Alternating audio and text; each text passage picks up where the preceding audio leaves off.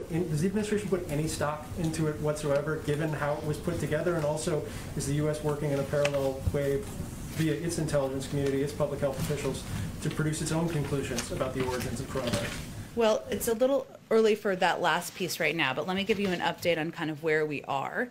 The report, under embargo, of course, is now in the hands of U.S. government experts from the CDC, FDA, NIH, HHS, USDA, DHS, and USAID. That is a lot of acronyms. 17 experts, long-standing leaders in the fields, including epidemiology, public health, clinical medicine, veterinary medicine, infectious disease, law, food security, biosafety, biosecurity. We have a lot of experts in government. We'll be reviewing this report intensively and quickly, and we have some of our best people in government focused on reviewing it right now. We are also communicating closely with our partners and allies around the world to share our ongoing concerns, which we have stated in the past, of course, about the process and our scientific analysis of the report itself once these individuals have concluded their review. We will wait for that review to conclude. We have been clear that an independent technically sound investigation is what our focus is on, and once this is reviewed, we'll have an assessment about the steps forward. Okay, and then last one, a number of House committees last week sent letters to, I think, 16 different agencies and the White House about sending over documents of any communications in the lead up to January 6th and the lead up to the joint session. Do you guys plan to cooperate with that inquiry, and will you be responding both from the White House side and on the agency side with that inquiry? I'm sure we will be cooperating with Congress, but I also know there are many documents that some believe we have here that may not be here. They might be in the archives, so I think we'll have to look and see what documents they are. I'll talk to our counsel's office and see what our expectation is at this point in time. Thanks. Go ahead. Two questions, Jen. On the campaign, the president talked about how, and his aides held the view that spending on traditional infrastructure like roads and bridges did not necessarily have to be paid for because it created jobs. And I'm wondering if you could just talk about if he still has that view and how the package unveiled on Wednesday will balance that view of spending versus tax increases. Well, I think we'll have more to say about it once we actually roll out the package. But I think what I wanted to note today and what we want to make clear is that the president has a plan to fix our infrastructure and a plan to pay for it. But we are also open to having that discussion, and we certainly expect to have the discussion with members of Congress as we move forward about areas where they agree, where they disagree, where they would like to see greater emphasis or not. So we'll look forward to having that conversation once the plan's announced on Wednesday. And just one more thing. On Friday, the White House announced that it was nominating Gail Manchin, Senator Joe Manchin's wife, for the job of federal co-chair of the Appalachian Regional Commission. This is a group responsible for steering millions of dollars in states like West Virginia. That nomination came as a surprise to some people on the Hill, and I'm wondering if you could talk a little bit about the process of how the White House settled on Gail Manchin for that job, and what type of input Senator Manchin had in that. I'll have to follow up with our personnel team on the exact process there, but we can do that for you after the briefing. Go ahead, Jeff. Thanks, Jen. The ship that was stuck in the Suez Canal has been freed. I'm sure the White House has been monitoring that. Do you have any sense of what economic impact that week-long, little bit more than week-long event is going to have? Well, my understanding is it's been freed, but it's not yet open, right, the canal, and that will still happen, and there are, of course, ships waiting to pass through the canal. We, of course, are monitoring and will be assessing the impact, but I don't have anything to update you on that from here. Okay. Wonky question alert. Okay. I like the preview. The stocks are falling today because on Wall Street because of the default of a hedge fund.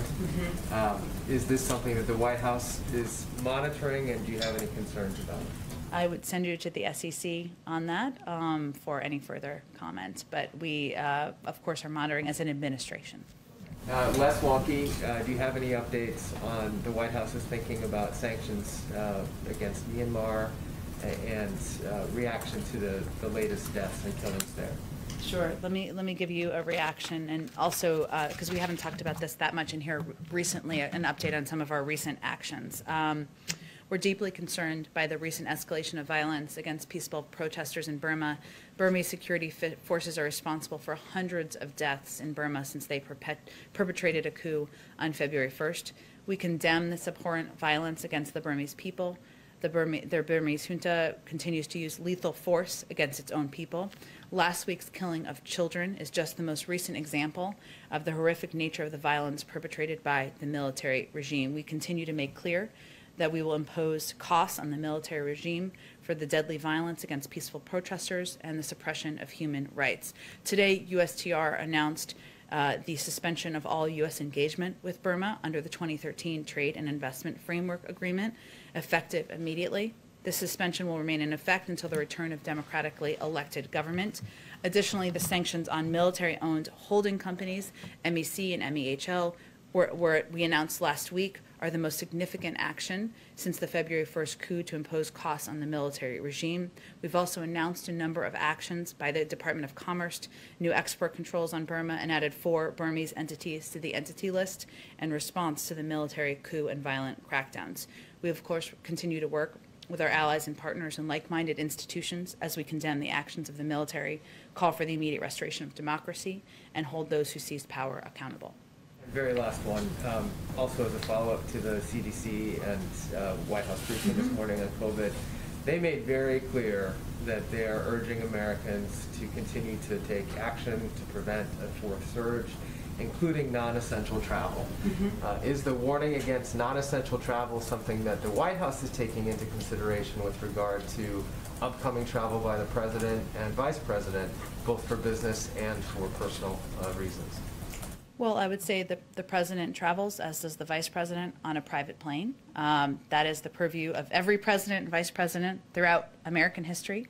That is, of course, different than traveling on a commercial flight and going to mass events. As you know, the President is not hosting rallies, nor is the Vice President. We take the role of being models quite seriously, but I think most Americans would recognize the difference. Go ahead. Thanks, Jen. Just on clarification on the pay-for question. Sure. When you said that it would be paid dollar for dollar, that the infrastructure component will be paid for dollar, were you applying that also to the entirety of the package that'll be released both Wednesday and in April? Or I just want to make sure we're understanding what will be paid for. Well, I think we're focused right now, I should say, on the Wednesday proposal. Obviously, there's still more that's being worked through, but I can, for the proposal later in the month, I should say next month, which is still being working its way through our economic team, but I can assure you that when the President lays out his infrastructure plan, he will also lay out a plan to pay for it, but is, again, open to ideas and proposals from members of Congress if they have a difference of view. And there was an op-ed in the New York Times today by a well-known virologist with the title, "We Can't End the Pandemic Without Vaccinating Kids." The argument is basically that over time there will be mutations that could be more dangerous for children. What is the administration doing to prepare for the possibility of vaccinating children? And does the President have a specific time period for when he would like to see children begin to get the vaccine? Well, we leave that to our health and medical experts and the FDA process, and CDC, I should say, process of outlining guidelines for when it is safe to utilize the 3 approved vaccines, or which one is the best for children. So we will rely on the advice and counsel of our health and medical experts on that front. And just one more. When should we expect the President to announce his next slate of judicial nominees? I don't have a preview or an update for you. Stay tuned. And can you just say, can you give us any insight into the process behind the scenes about, who's leading that process internally? How are you coming up with the slate? I think there are 68 or so vacancies right now. I can convey that the President wants to nominate people who are qualified, who have a breadth of experience, who bring perspective to these roles, and obviously he seeks to meet his own bars of diversity when he's nominating any individuals to serve in his administration. But we'll look forward to discussing further at the point when we're ready to announce nominees. Go ahead. If I could just quickly follow up on Jeff's question. Sure. Is it the White House position that the CDC travel guidelines don't apply if you have a private plane? I think the President, he was asking me specifically about the President's travel and the Vice President's travel, and the specifics of the guidelines. You can certainly ask the CDC for further clarification. But what I'm conveying is that the President, and as any President does, travels on Air Force One, whether he is traveling to visit a community in this country or whether he is traveling to go to his home state of Delaware. And I think most people recognize that as being a difference. But if I could ask a foreign policy question, actually. Sure. Ethiopia. Senator Coons recently travelled to Addis on behalf of the president. Since then, we've seen Prime Minister Abiy announce plans for the withdrawal of Eritrean troops from Tigray. Do you have some reaction on that? And is that something that President Biden was demanding? Well, first, we are grateful to Senator Coons for traveling to Ethiopia on behalf of President Biden. We appreciate the time and the deliberation of the Prime Minister, I should say. We're encouraged by the Prime Minister's announcement that the government of the state of Eritrea has agreed to withdraw its forces from Ethiopia. The immediate and complete withdrawal of Eritrean troops from Tigray will be an important step in de-escalating the conflict and restoring regional peace and stability. We hope both governments will make good on this commitment on the ground urgently. Certainly it was a part of the discussion that Senator Coons traveled there to communicate about. And if I may, just quickly on the President's health, he last released a comprehensive health report in 2019 during the campaign. Mm-hmm. Can we expect him to make a trip to Walter Reed soon for his physical, and will you commit to releasing a comprehensive health report in the near future? Absolutely. I don't have a timeline, but absolutely we will do that, and I'll check and see when he's due to go back to the doctor. Go ahead. Hi, Psaki. Rachel Sutherland, Fox News Radio. Hi, Rachel. Just wanted to follow up on Juan Gonzalez's recent trip to Guatemala. Mm-hmm. And what kind of progress is made? I understand that Ambassador Jacobson also went to Mexico, maybe to Guatemala as well. Mm-hmm. What kind of progress on addressing the root causes of mass migration can you give us? Well, I think this was their first trip. We just announced an envoy as well to the region, which shows our focus and emphasis on addressing the root causes. And of course, the Vice President of the United States will be helping lead that effort, specifically the root causes, not the border. There's some confusion over that. I know we did a readout after the meetings and the trips last week. I don't have an additional readout for you, other than to convey that we know this will be a diplomatic process. Our view is it's not if, but when we work through with these countries, the best ways we can work together to address root causes. And the President has also proposed an immigration bill that includes $400 billion in funding to help address the root causes as well, and help ensure that families and individuals who are making this trip are incentivized to stay in their countries. Just one more here. I've heard some talk about the sponsor families for the children who are in the care of HSS. Mm-hmm. Any idea of how that's going to be set up? And the vetting process for some of these sponsor families, some of them may be family members, as we've heard, Mm-hmm. but it's been a question as to who are the sponsors that would take them in and how will that work? So one of the issues we've been trying to address is that they shouldn't all be treated exactly the same. And obviously, if it's a mother or a father or a biological family member, that's different.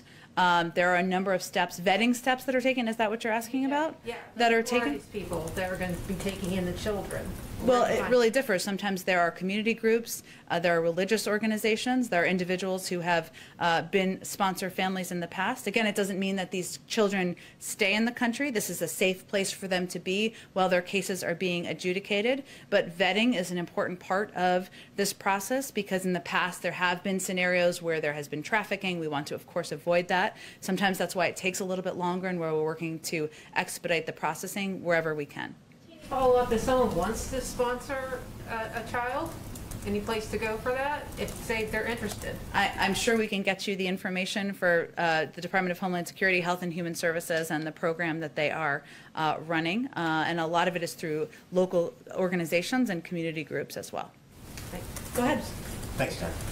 On Georgia's new laws restricting voting, President Biden called them last week I think the most pernicious thing. Does the White House believe, now that the laws have been signed, that companies or individual consumers should boycott Georgia or Georgia businesses? Like, what should people do who don't have a voting Congress to vote on the voting laws? The people of Georgia?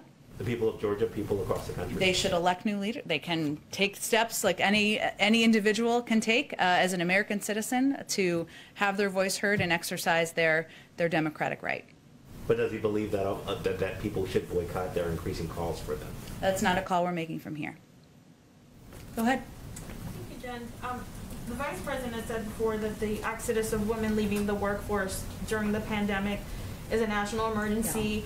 The President has said that we're dealing with an acute, immediate childcare crisis in America. I know that childcare is a part of his infrastructure initiative, and Wednesday we will hear more about his physical. In April, you'll hear more.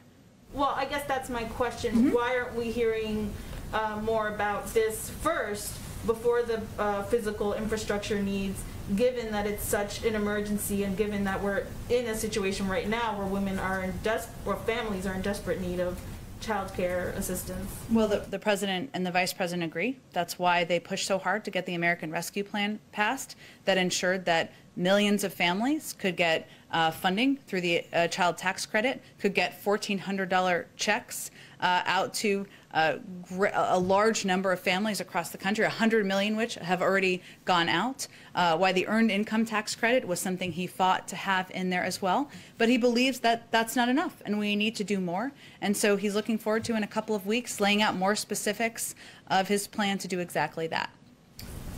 Go ahead. So the White House Office of Science and Technology Policy announced this formation of a task force to investigate past tampering with science decisions in the White House. And I'm wondering what was sort of the thinking behind forming that task force, and what do you guys hope to find or accomplish with it? Well, the president issued a memorandum on scientific integrity and evidence-based policymaking, directing agencies to make evidence-based decisions guided by the best available science and data. And so this task force will be taking a whole of government approach to reinstate science across federal agencies and ensure that it is part of how decision-making is made. They're going to examine policies that were antithetical to that mission over the last 4 years, and also look ahead and ensure it's integrated as we move forward. We're just inaugurating that process, and it's just as evidence that the president believes that scientific integrity matters, and it should be central to how we approach government.